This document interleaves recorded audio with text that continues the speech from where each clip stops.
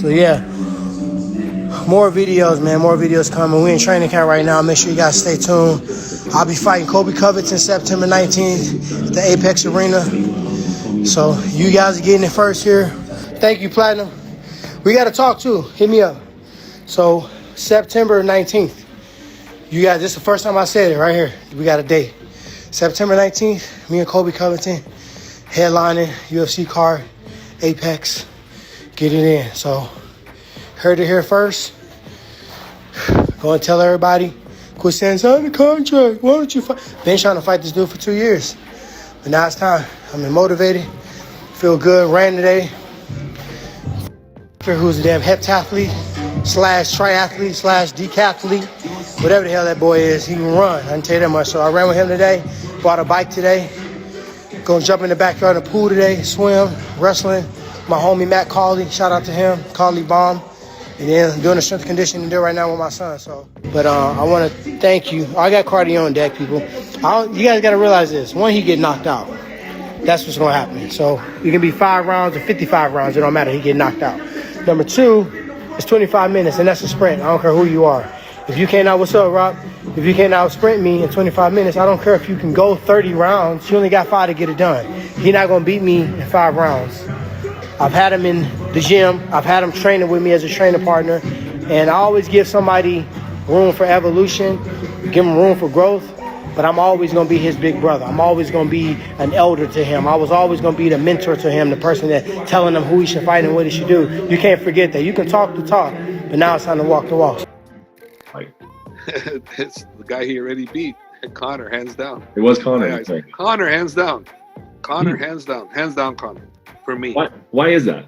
Because look at the fight with Conor. He took him down the first round. How much damage did Conor sustain in that first round? How much control did Khabib have in the first round with Conor? How much?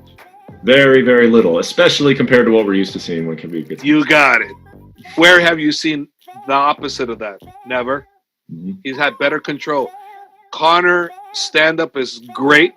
It's great stand-up. Khabib's stand-up is very underrated, and people need to wake up. The man can strike.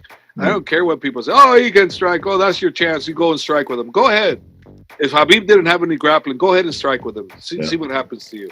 Yeah. See if you think he can't hit you, he can't knock you out. Go ahead.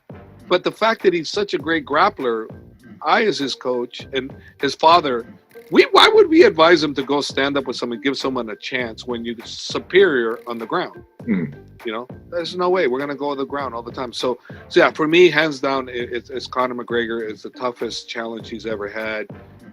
We'll see what Justin brings to the table, but I still say Conor, just based on what we went through.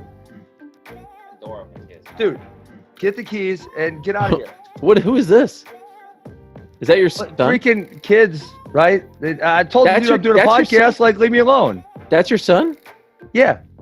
Wait, how old is your oldest son? I got 4 kids. Oh, but you just said you had 3 young. Okay, well, how old's the oldest? Oh, he's 20. You have a 20-year-old son? Yeah. I thought that was Chase Hooper. No, that was my kid. You're joking, right? No. I mean, I don't talk about it a lot, but yeah, I had a kid when I was in high school. You're kidding. No, I mean, I don't talk about it because he's obviously out of the house right now. So, you know, he's off at college, but he's home. Yeah. You had a kid when you were in high school? How old were you? 16. Good. Ariel, we got you. Look, it's Chase. Chase, how do you feel that you and I pulled the best prank that Ariel's ever had done on him on air? I feel like it was pretty good. Just kind of worked naturally. It flowed really well. Ariel, I did not have a child when I was 16. I do not have a kid in college. Here's proof that it was in fact Chase. Bubble. It's not easy, Bubble. It's not easy, Bubble. Every time. It always happens like this every time. But if I start now, I just start running a little bit.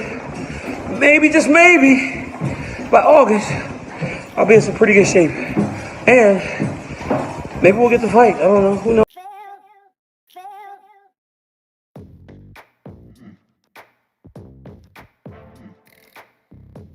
Appreciate Yeah, Monster don't sponsor me. We tried to reach out to them and try to sponsor me before the DC fight, and I couldn't get no call, no show. So that's the reason why I didn't have Monster up there. But shout out to Bang. If Bang want to sponsor me, holla at your boy. Swing and Bang, baby. I'm out. I don't know if you saw it, but you mentioned his name. Curtis Blades actually called you out right after the fight. He says he's got dibs on fighting you next. Is that a sort of guy that you're interested in, or would you rather maybe a guy who can meet you on the feet because you just spent so long practicing for a grappler? Nah, that'd be perfect to fight Curtis next. So all he's gonna do is try to grab me and hold me and try to win by decision. It's not gonna try to finish me. If he do try to finish me, that's fine. But I believe I could take Curtis down and punish him on the ground. Yeah, put that on the headlines. Make the headlines. Go ahead. Type it. That's headlines right there. I'm going to take Curtis Blades down and finish him. Well, yesterday when we were at weigh-ins, he said he wanted to talk. Then I was like, thinking in my head, like, I'm about to flatline this guy. Like, it ain't going to be much talking. You know what I mean? And then he was hard to hit at first, so I was like, all right, I should probably start talking. You know what I mean? So started talking a little bit, and I started hitting him with those push kicks to the body and stuff like that. And dude, I seen him look up at the clock, and I was like, don't look at the clock. You know what I mean? Don't look at the clock. And then I heard my corner over there. He was like, it's getting hard to hit, huh? And so it was just a good time. You know what I mean? Overall, it was a good time. My whole team was ready to go out there and have a conversation and have fun. And he only had one cornerman, so they couldn't keep up with all the mouths we had out there. It was a lot of big mouths tonight, so we did our thing. How do you evaluate your performance, right? Because he was throwing some heat, especially early on, and you managed to avoid it and slip away from a lot of it. How do you feel you looked tonight?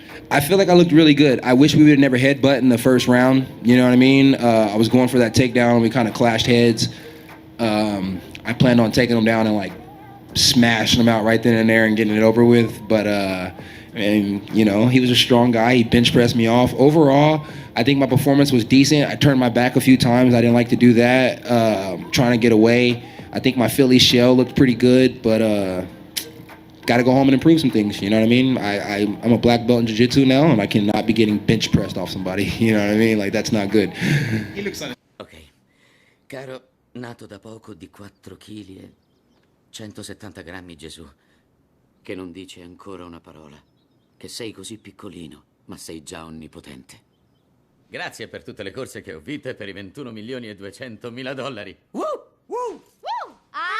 Adoro quei soldi che ho guadagnato durante la passata stagione, dovuti anche a un contratto con lo sponsor che prevede che io menzioni la Powerade ad ogni preghiera. Dirò solo che la Powerade è deliziosa e che ti rinfresca in una fosa giornata d'estate e che aspettiamo che la Powerade commercializzi il mistico mirtillo in bevanda. Grazie per lo sponsor e i suoi soldoni, piccolo Gesù. Amen. Amen.